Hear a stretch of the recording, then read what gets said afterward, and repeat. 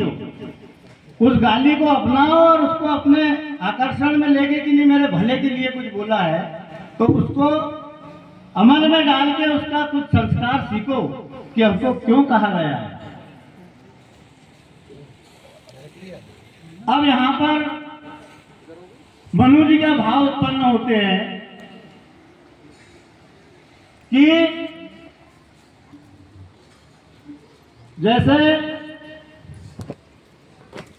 मनु जी का विचार आया कि हो यन विषय, यदि उनके मन में आया कि मैंने राजपाट किया, मैंने धर्म से और अपने वचन से मैंने बहुत अच्छा सुंदर राज किया, लेकिन मेरा चौथापन आ गया और वैराग्य नहीं हुआ मुझे, तो उन्होंने विचार किया क्योंकि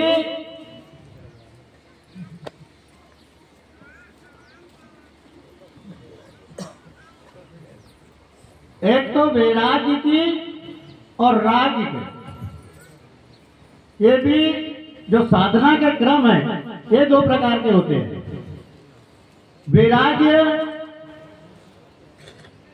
वैराग्य जो होता है वह हृदय से निकल के आता है और ये सांसारिक माया से छूट जाता है, और जो राग होता है वह सांसारिक माया में लिप्त रहता है। अब उनका विचार आया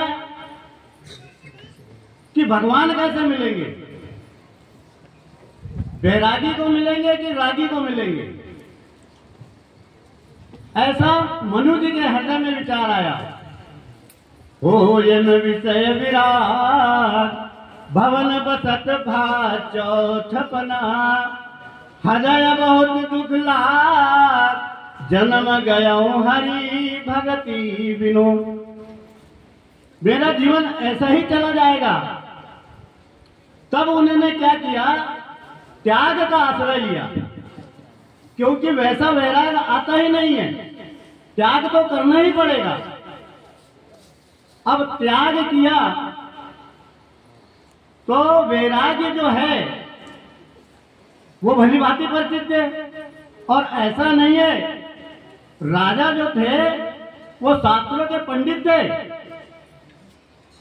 वो हर शास्त्र को जानते थे, ऋषि मुनि भी जानते थे कि ये जो स्वामी मनु राजा है ये सारे शास्त्र के ज्ञानी है।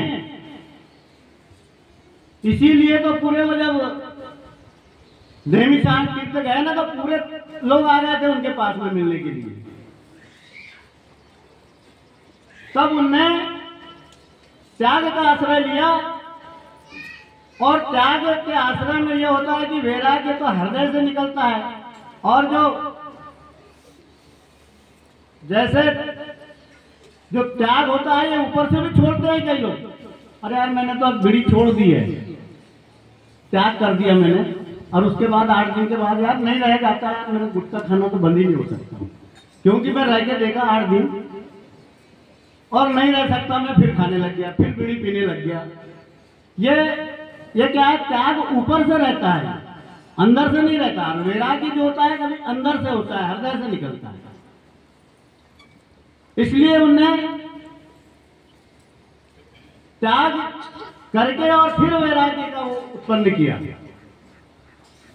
तो फिर क्या किया कि बरबस राज सुतई तब देना, नारी समेत गवन बन की ना।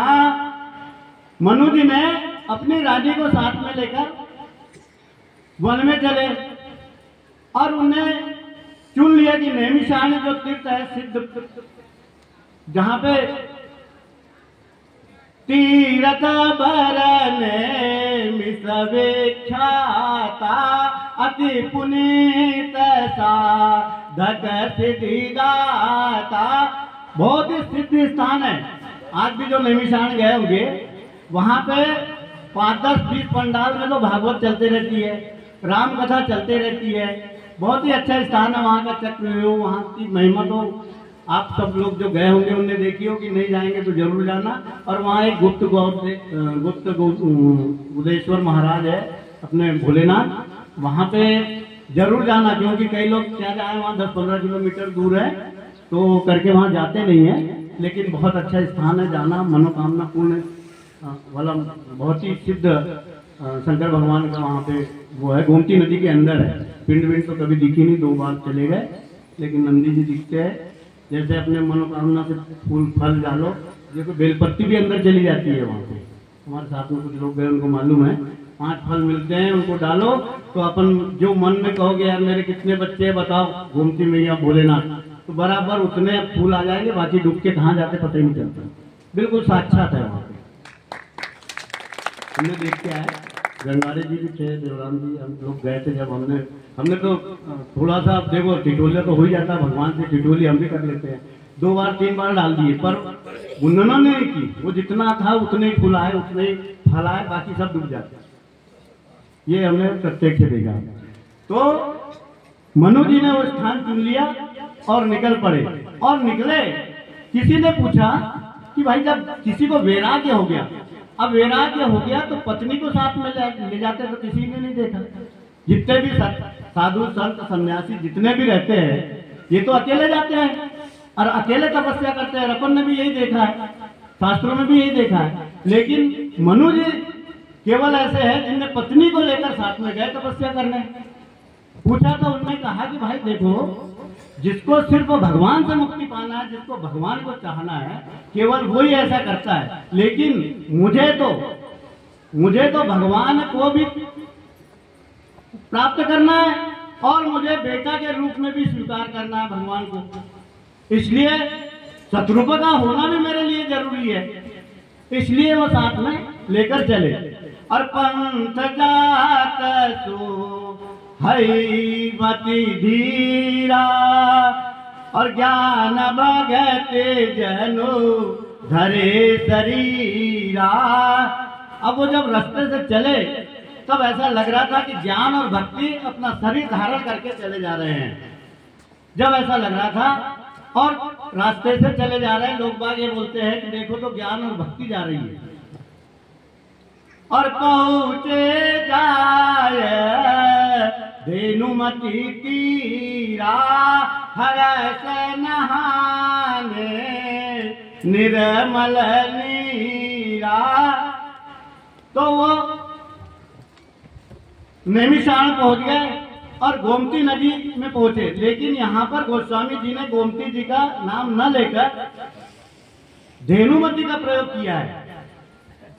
अब धेनुमती का जो प्रयोग किया है उसका तात्पर्य गोस्वामी जी का मार्गदर्शन है कि धेनु का मतलब श्रद्धा और मति का मतलब बुद्धि। जय जय श्री राम। धेनु का मतलब है श्रद्धा और मति का मतलब है बुद्धि। कहते हैं ना कई बार, अरे तेरी बुद्धि मारी गई है क्या, अरे तेरी मति मारी गई है क्या। तो धेनुमति का प्रयोग किया है। कहा गया है सात्विक श्रद्धा धेनु सुहाए, जो हरि कृपा हृदय बसयाई। श्रद्धा से अगर अपन गोमती नदी में जाकर स्नान नहीं करेंगे, इस अंदर के मल मूत्र को अपन निर्मल नहीं करेंगे गोमती में, जब तक के ये तीर्थ यात्रा और ये जो अपनी साधना के प्रपंच में पढ़ना ये ठीक नहीं बताया है। तो गोमती नदी में स्नान करके देखिए,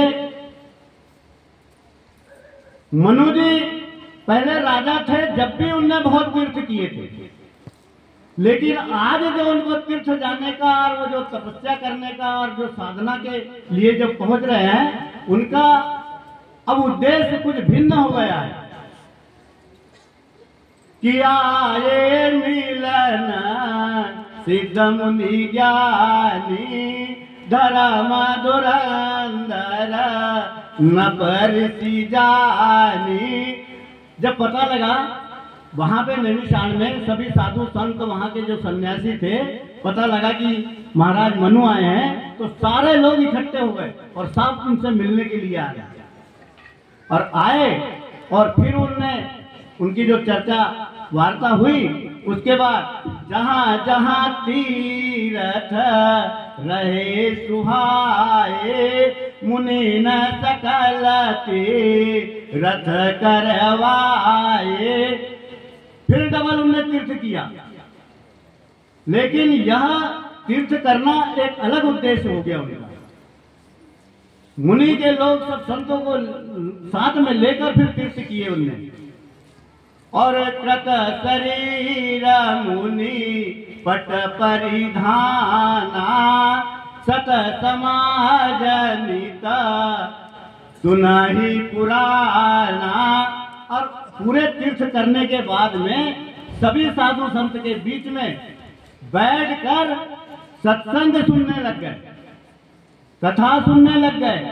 और सत्संग सुनने में एक मंत्र उपज के आया, उस कथा में एक मंत्र आया, उनने गुरु दीक्षा ली। ओम नमो भगवते वासुदेवाय नमः, ये मंत्र निकल के आया और इसकी गुरु दीक्षा लेके वे नित्य नियम से उस मंत्र का जाप करने लग गए। तो 12 अक्षर मंत्र पुनि जपई सहित अनुराग वासुदेव पद पंकरहु दंपति मन अति लाज। दोनों राजा रानी जब इतना जाप करने लगे तो उस समय में भोलेनाथ, ब्रह्मा जी, विष्णु जी सब आए, लेकिन मनु जी ने उनको नहीं, मतलब कुछ नहीं कहा। ये अपने जब तक में लगे रहे। आए भी तो उनका कोई मतलब नहीं, मतलब कोई वार्ता नहीं, लाभ नहीं, कुछ नहीं, मतलब मनु जी अपने साधना में लगे रहे। तो करही आहार साग फल कंदा सुमरही ब्रह्म सच्चिदानंदा। और उस पर ब्रह्म को जो सर्वव्यापक है उनको जपने लग गए। देखिए, कुछ लोगों को इस मंत्र में काफी आपत्ति है। आपत्ति क्या, अपने मन में भी ऐसा लगता है कि मनु जी ने इस मंत्र का जाप किया होगा, क्योंकि यह तो राम का मंत्र है ही नहीं। अपन लोग भी यही कहते रहते हैं कि भाई यह तो श्री कृष्ण वासुदेव का मंत्र है, ओम नमो भगवते वासुदेवाय। लेकिन नहीं, मनु के हृदय में अभी कोई रूप का दर्शन नहीं था, न कृष्ण का था न राम का था। मनु जी ने उस पर ब्रह्म को जानना चाहते थे जो अविनाशी है, जो सर्वत्र है। वो तो उस ब्रह्म, किसी ने पूछा कि भाई वो ब्रह्म कैसे होंगे, तो उन्होंने कहा है कि अथो अगो नखंड अनंत अनादि और जही चिन तही पर मारथ बादी। साफ तौर पे मनु जी ने कह दिया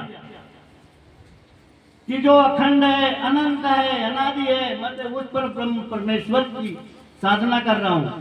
उनके हृदय में अभी कोई रूप का दर्शन नहीं हुआ है और फिर तपस्या में लग गए वो। करहियार साक फल कंदा सुमरहि ब्रह्मा सच्चिदानंदा। और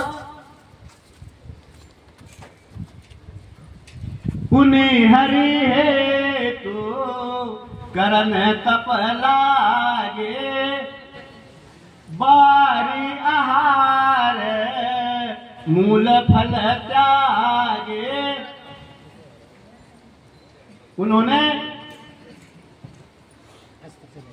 मूल फल भी त्याग दिया और तपस्या करने लगे।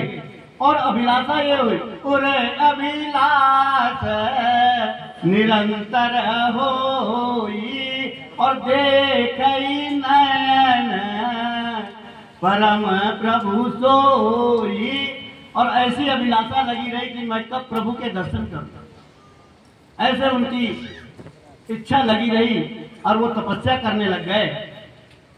तो अखंड अगुण अखंड अनंत अनादि जय चिंता ही पर मारथ बाजी नेति नेति जही नेति नेति जही वेद निरूपा निजानंद निज वादी अरूपा।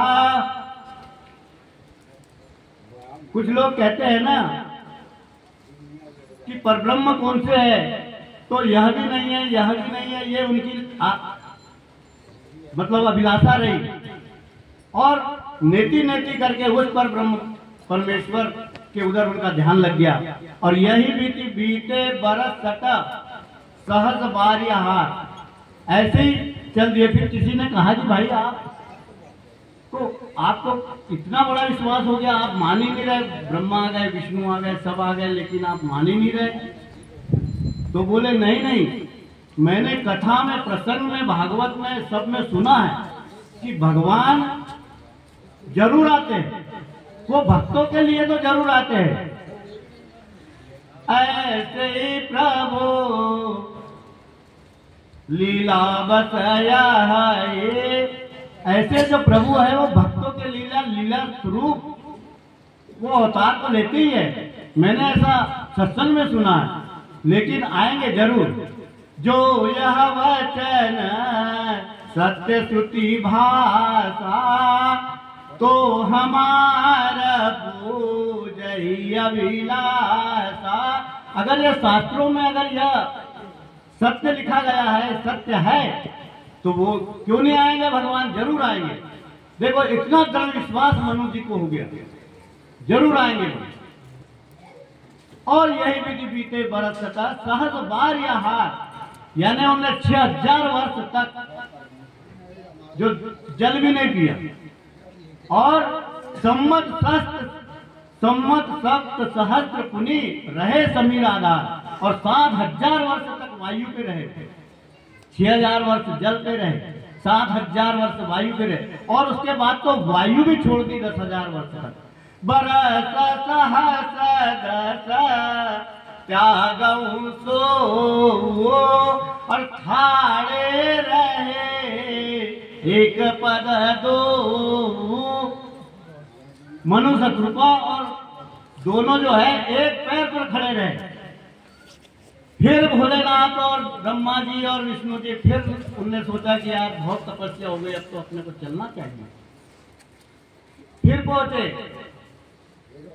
तो विधि हरिहर तब देखी अपारा और मनु समीप आया ए बहुपारा।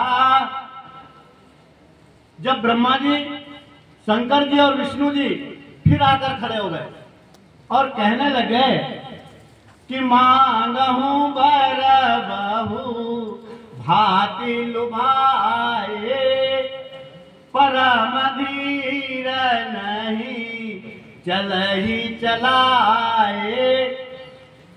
जब ब्रह्मा जी, शंकर जी और विष्णु जी आकर खड़े हुए तब भी उन्होंने, मनु जी ने कहा कि आपसे मुझे कोई लेना देना नहीं।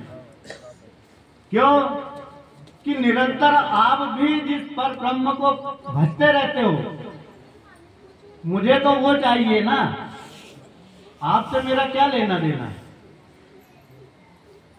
और यहाँ पर तुलसीदास जी के दर्शन है कि यहाँ पर रूप पहले आया, और मनु जी को मालूम है कि संसार में पहले आकार आता है, आकार आने के बाद उसको नाम दिया जाता है। और एक पर ब्रह्म परमेश्वर ऐसे हैं जिनका नाम पहले आता है, आकार बाद में आता है, रूप बाद में आता है। ऐसा उनको दृढ़ विश्वास है और ऐसा होता ही है।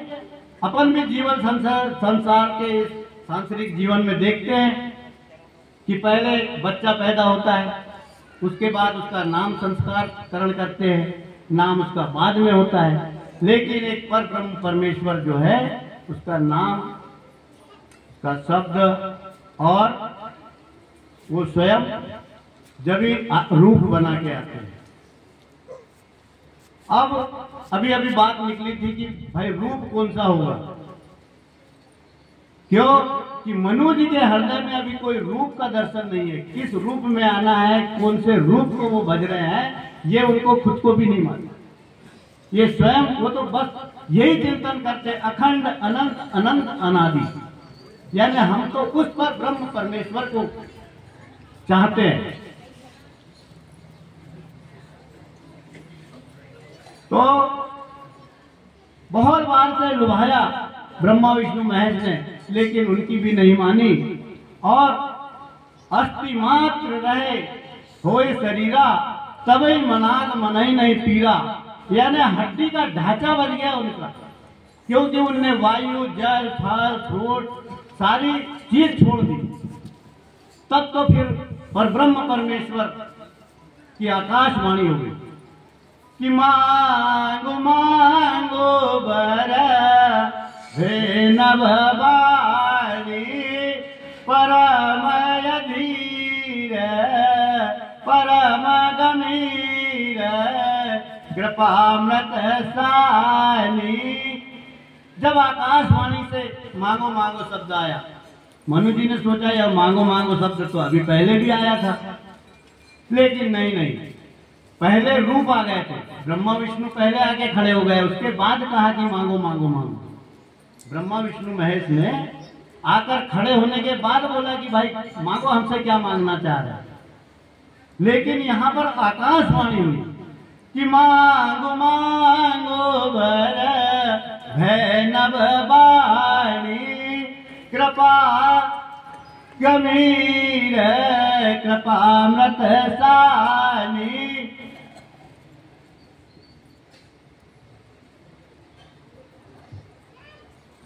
जब आकाशवाणी के शब्द आए और जब श्रवण रंग उनके कानों में गूंजे, तो मृतक जीवावनी, यानी जो मृतक जैसा शरीर, जो हड्डी का ढांचा था, जीरा सुहाई और श्रवण रंग हुई, तब तब आई। और जब उन्होंने जैसे ब्रह्मवाणी को सुना, तो यानी एकदम कैसे हो गए कि हाष्ट पुष्ट तब भयाऊ शरीरा। जब बिल्कुल हाष्ट पुष्ट हो गए, हाष्ट पुष्ट तब भय सुहाए, और मानऊ अब भवन ते आए। जब ब्रह्मा जी जब वाणी आकाशवाणी हुई उस समय में, तो इतना परिवर्तन हो गया तुरंत कि वो हष्ट पुष्ट हो गए। और ऐसा लगा कि अभी जो वो जब निकले थे ना राजभवन से, ऐसे हष्ट पुष्ट हो गए। और समय कितना बचा है, हम इसको बढ़ा सकते हैं?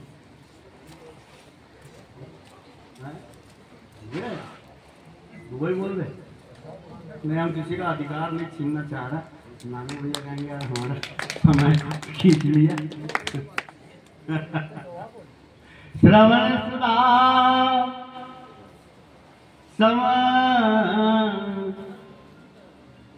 श्रवण सुधा सम विनती सुने, बोले गिरि मनुराज। क्या है भूल रहा हूँ बात। हाँ अति प्रसन्न वही जवान। श्रवण सुधासम वचन सुनी पुलक प्रफुल्लित गाय, बोले मुनिकर दंडवत प्रेमन हृदय समान। सियापति रामचंद्र की जय। जय जय श्री राम।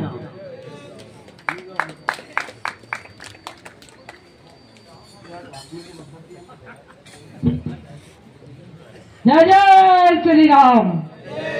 धन्यवाद शेरकी जी।